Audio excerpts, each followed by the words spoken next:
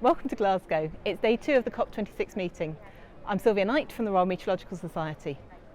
Let's start with the basics. COP is shorthand for the Conference of the Parties to the United Nations Framework Convention on Climate Change, and it's the 26th time they have met.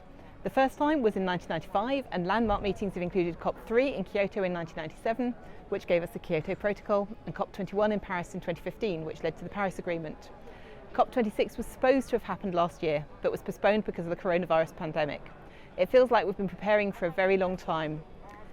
Over the weekend, official delegates from about 200 countries have come together here in Glasgow, together with tens of thousands of people from businesses, community groups, scientists, intergovernmental organisations, non-governmental organisations and faith groups.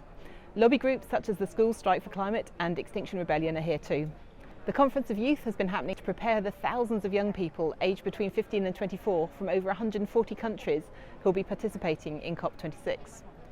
At the meeting, government officials and politicians from each of the 191 countries which signed the 2015 Paris Agreement must bring new climate commitments, showing what they will do to cut emissions of greenhouse gases by 2030 and beyond.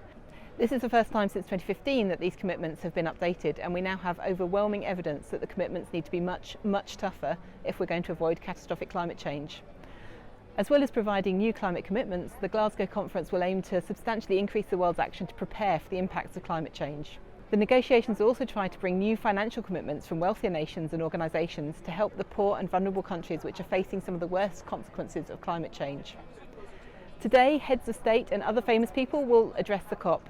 It'll be interesting to see who turns up and who doesn't.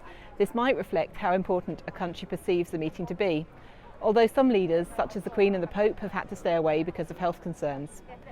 However, even if the head of state from a particular country isn't here, their delegation can still participate in the negotiations.